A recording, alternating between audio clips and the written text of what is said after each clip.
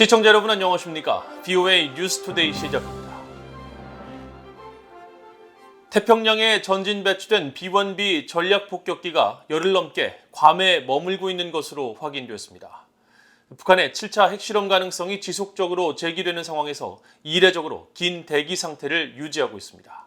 첫 소식 함지아 기자가 보도합니다. 괌 앤더슨 공군기지를 촬영한 15일자 플래닛랩스의 위성사진에 항공기 4대가 보입니다. 활주로와 유도로 사이 야외 계류장에 대기 중인 이들 항공기는 두터운 몸체의 앞부분이 길게 튀어나온 형태로 미국 공군 전략폭격기 B-1B 랜서라는 사실을 알 수 있습니다. 앞서 미국 공군은 지난 3일부터 괌 앤더슨 공군기지에 B-1B 랜서를 전진 배치했으며 열흘 넘게 유지하고 있는 상황입니다. B-1B 랜서 4대는 모두 유사시 1km 안팎 거리의 활주로로 빠르게 이동할 수 있도록 활주로와 연결된 유도로를 바라보는 형태로 서 있습니다. VOA가 B-1B 랜서가 위성사진에 처음 포착된 3일 이후 앤더슨 공군기지 일대 상황을 확인한 결과 B-1B 랜서 4대는 2번에 걸쳐 계류 장소를 바꿔 열흘 동안 2회 이상 출격했던 것으로 추정됩니다. B-1B 랜서가 언제까지 괌에 머물지 또 구체적으로 어떤 작전을 펼칠지는 알려지지 않았습니다. 그러나 B-1B 랜서의 괌 배치는 북한의 핵실험 가능성이 제기되는 상황에서 더욱 주목되고 있습니다. 일각에선 북한이 7차 핵실험을 감행할 경우 가장 먼저 한반도에 전개될 전략 자산으로 B-1B 랜서를 꼽고 있습니다. 일명 죽음의 백조로 불리는 B-1B 랜서는 북한이 두려워하는 미군의 장거리 전략 폭격기로 최대 속도가 마하 1.25에 이르러 괌에서 한반도까지 2시간이면 도착해 작전을 펼칠 수 있습니다. B-52, B-2와 함께 미국의 3대 전략폭격기 중 하나인 B-1B 랜서는 최대 60톤의 폭탄을 싣고 적진 상공을 비행할 수 있으며 스텔스 기능을 갖춰 10km 밖에서도 레이더망에 걸리지 않습니다. 실제로 B-1B 랜서는 지난 2017년 북한의 6차 핵실험 직후 북방 한계선 NLL을 넘어 북한의 동해상 국제공역을 비행한 바 있습니다.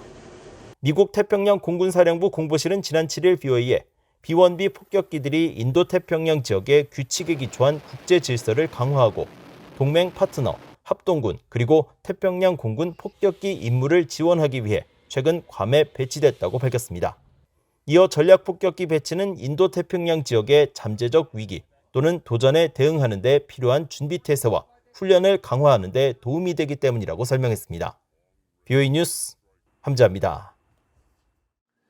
지나 레이몬도 미국 상무장관이 미국을 방문 중인 박진 한국 외교부 장관과 만나 회담을 갖고 인도태평양 경제 프레임워크 IPEF와 관련해 한국 정부와의 지속적인 협력을 기대한다고 밝혔습니다. 레이몬도 상무장관은 15일 박 장관과의 회담에서 박 장관의 취임을 축하하면서 지난달 조 바이든 대통령의 한국 순방 당시 함께 한국을 방문해 공급망 문제와 상업 분야 대화를 시작한 것에 대해 논의했다고 미국 상무부가 밝혔습니다. 레이몬도 장관은 또 인도태평양 경제 프레임워크 출범에 대한 한국의 지지와 강력한 파트너십에 감사를 표했으며 IPEF에 대해 한국 정부와의 지속적인 협력을 기대한다고 밝혔습니다. 한국 외교부도 이날 보도자료를 통해 두 장관의 회담 내용을 전하면서 두 장관이 경제안보와 실질 협력 분야 이행 방안에 대해 폭넓은 의견을 교환했으며 특히 지난달 공식 출범한 IPEF가 개방성과 투명성, 포용성에 기초한 영내 협력 플랫폼으로 발전해 나가야 한다는 데 공감하고 이를 위해 긴밀한 협력을 이어가기로 했다고 밝혔습니다. 북한 함경북도 풍계리 핵실험장의 4번 갱도에서 새로운 건축물 제작 움직임이 포착됐다고 미국의 민간 연구단체 전략국제문제연구소 CSIS가 밝혔습니다. CSIS는 15일 관련 움직임을 보여주는 최근 상업 위성사진을 공개하며 이는 향후 잠재적 핵실험을 위해 4번 갱도를 복구하려는 시도일 수 있다고 밝히고 특히 4번 갱도 입구에서는 새로운 차단벽과 건축자재가 목격됐고 주요 행정동과 지원구역에서 활동이 지속되는 모습이 포착됐다며 이것은 3번 갱도처럼 지난 2018년 폭파가 완전하지 않았음을 시사한다고 분석했습니다. 이와 관련해 올리 하이노넨 전 국제원자력기구 IAEA 사무처장은 VOA에 4번 갱도에서도 작업이 시작될 가능성이 있다는 초기 신호라면서 북한은 만약 3번 갱도에서 문제가 발생한다면 향후 필요에 따라 사용 가능한 추가 경도를 갖기를 원할 것이라고 말했습니다. 북한의 7차 핵실험 정황은 그동안 풍계리 핵실험장 3번 갱도에서 지속적으로 관찰됐지만 4번 갱도 주변에서 움직임이 포착된 것은 이번이 처음입니다. 미국 의회에서는 내년도 예산안 심의가 한창인데 하원 세출위원회 국방소위원회는 2023 회계연도에도 북한 관련 예산 지출을 일절 금지하는 내용이 담긴 예산안을 승인했습니다. 북한에 있는 미군 유해 수습과 신원 확인 관련 활동에는 예외 규정을 적용했습니다. 이조은 기자가 취재했습니다. 미국 하원 세출위원회 국방소위원회가 15일 7,617억 달러 규모의 2023 회계연도 국방 예산안을 통과시켰습니다. 전년도보다 322억 달러가량 늘어난 규모로 조 바이든 대통령이 의회에 요청한 규모와 같습니다.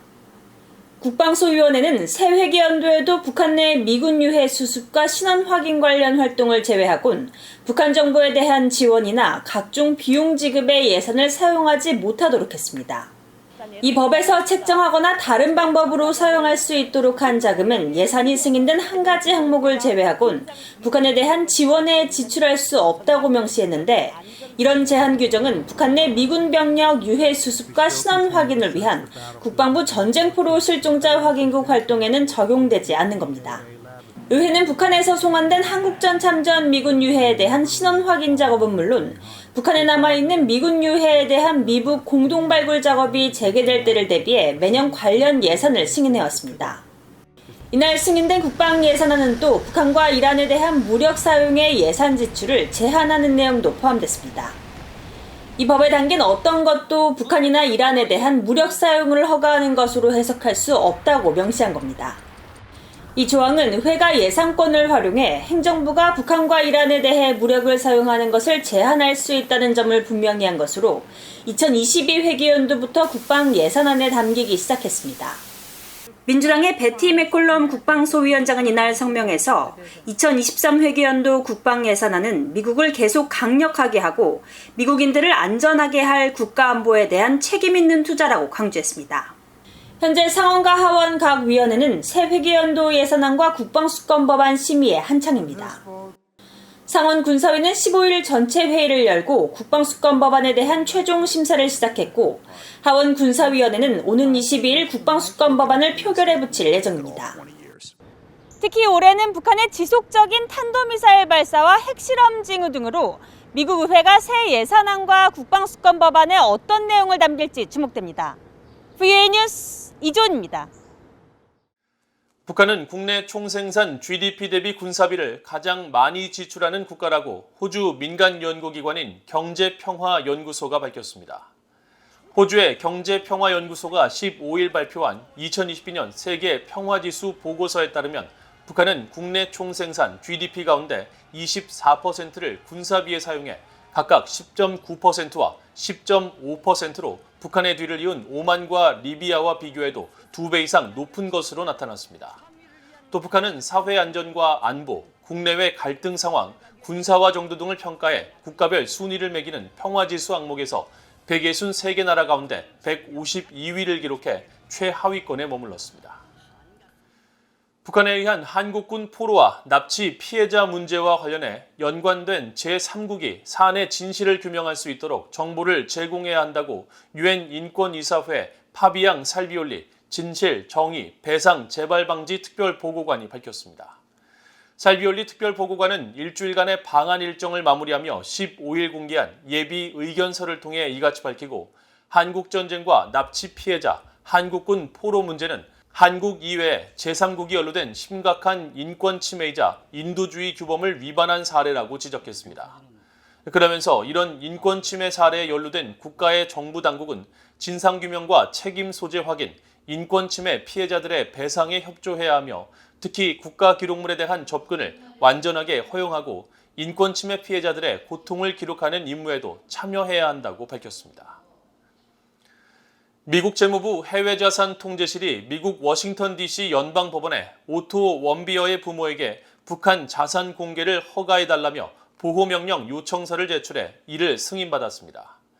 미국 법원 기록 시스템에 따르면 해외자산 통제실은 9일 제출한 요청서에서 지난 1월 3일 오토 원비어의 부모 측이 특정 자금의 이체 정보를 요청하는 소환장을 발부했고 해외 자산 통제실은 해당 정보 공개에 동의했다고 밝혔습니다. 다만 이 같은 정보 공개가 자칫 미국의 영업비밀법에 대한 위반일 수 있다며 미국 법원이 이에 대한 보호 명령을 해줄 것을 요구했습니다. 이번 요청을 받은 워싱턴 DC 연방법원의 베럴 하월 판사는 요청서가 접수된 당일 보호 명령을 승인했습니다.